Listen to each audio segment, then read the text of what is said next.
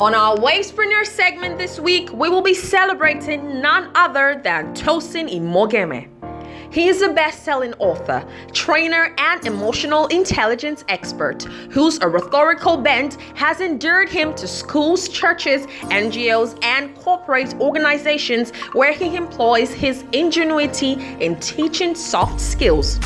After sharpening his professional teeth as a sales rep at Cadbury Nigerian PLC, his stints in the law firm and hospitality industry was all he needed to hone his skills, which birthed T-High Inspires, a training and consulting company, and Life Challengers Academy, LCA, which he founded. T-High, as he is fondly called, is the editor-in-chief of Revelation Expounded magazine and lectures at Genesis School of Leadership.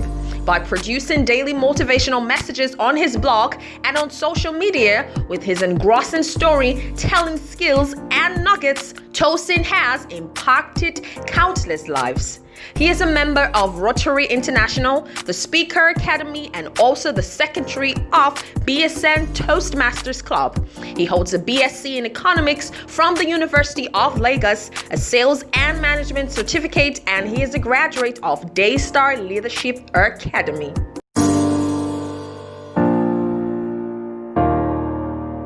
My name is Tosin Imogeme, short for T-High, popularly known as Pain Doctor, and I'm a life coach, an emotional intelligence expert, and an author. And everything I do revolves around capacity building, helping people basically discover, develop, and maximize their potential. And that's who I am, and that's who I'll always be.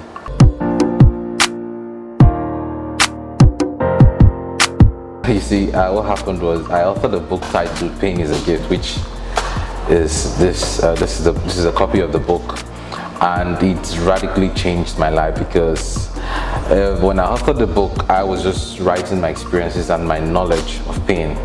However, it appeared that I have a deeper insight than anyone around, and it took me on a media tour. I appeared or featured on a lot of TV and radio stations. I made a lot of sales from copies of the book. I started a prison ministry. I reached out to schools, churches, and many other feats came from authoring this book. And during my time on the media, during the time I was on radio, my fans began to call me Pain Doctor, and I didn't like the name initially, but you see, it's not about what I like, but about what the fans like, and eventually I had to adopt the name, so that's why I am the Pain Doctor.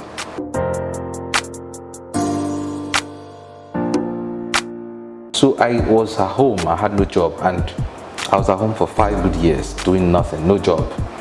So that period was my period of development. That was the period I began to read books, I began to listen to tapes.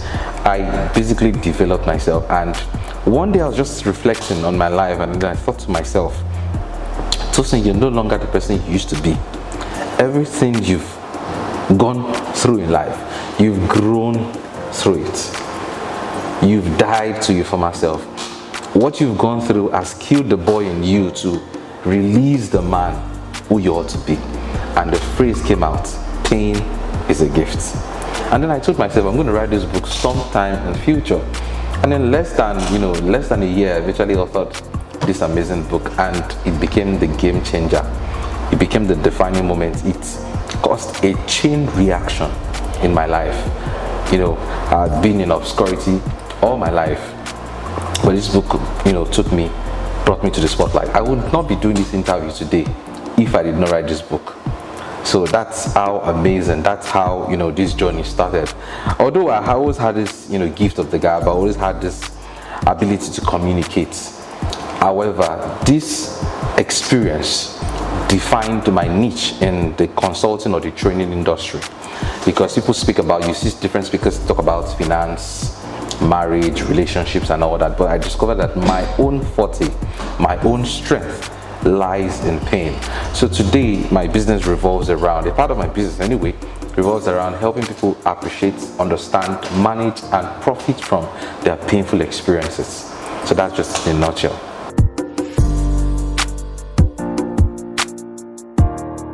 I'm an optimist. I always love to focus on the positive side of things as opposed to focusing on the negative side of things.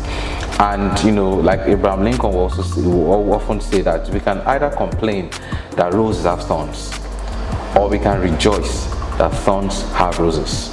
What it means is that, you see, for every situation there's always the positive and negative side. So you can either focus on positive or focus on negative. So I choose to focus on the positive side. And this is a time this is a crisis, that this is a situation that is forcing development in our world. As individuals, we are learning new things. As families, we are bonding together. As a matter of fact, I had a friend who told me that, this pandemic has been a blessing to him in disguise. And then he shared with me that ever since he gave birth to his daughter, she's about 3 years. And in fact, our birthday was recently. He said he has not had that father-to-daughter relationship with her. But this pandemic has enabled him have a close relationship, such that he appreciates it so much. And when he was saying this, and I could feel the excitement in his eyes. So there are lots of positives to take away from this pandemic, and I believe that this phase shall also pass.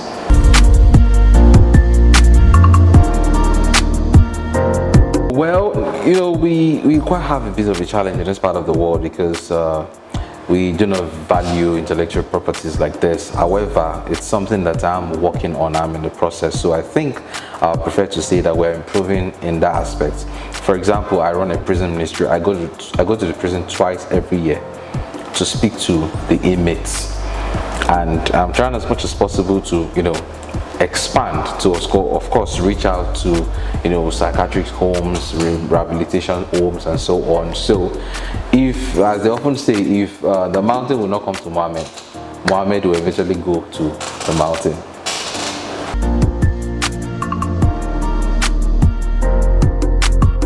So it's only natural for you, of course, to feed the inmates when you're going to visit them, because food feeds your body, but words feeds the mind. So I think both of them, they have to complement each other, and which I always do, because I know that it's essential. Sometimes it's what draws their attention. In fact, Jesus Christ, when he would preach, sometimes we heard that Jesus Christ fed 5,000 people. He knows that these people are hungry, and then they wouldn't just listen to his words and hungry stomach. So I think it's very, very imperative. But more importantly, you see, words are powerful, and they give life. One word can change someone's life, can cause a mental shift in a person's mind. Just like I said, during the time I was working as a waiter, working as a steward, and I felt life was a living hell for me. The words from motivational speakers changed my life. It gave my brain, it reset my brain. So that's what words do to you. Words are very, very powerful. There's this phrase that says life and death is in the tongue. So words are very, very powerful. Sticks and stones can break your bones, but words can break your heart. So words are powerful, and of course, just as you should ensure that you take food or take drinks or take things, refreshment to the prisoners, also very imperative. You cannot take away the place of powerful words.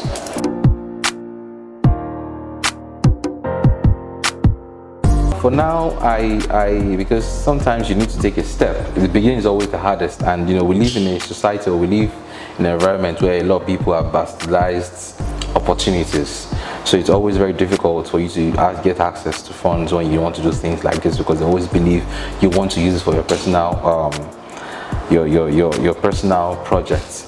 So that's why out of passion, because this is something I really love to do, I got a few individuals, people who I believe they believe in my vision, believe in what I do, and we had to make donations amongst ourselves.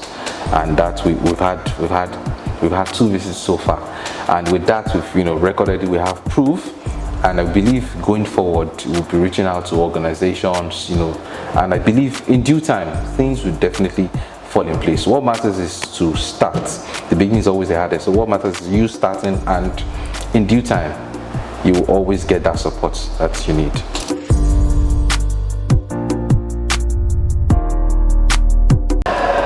More than anything, I'm thankful for the pains that I've gone through, because that's what truly transformed my life.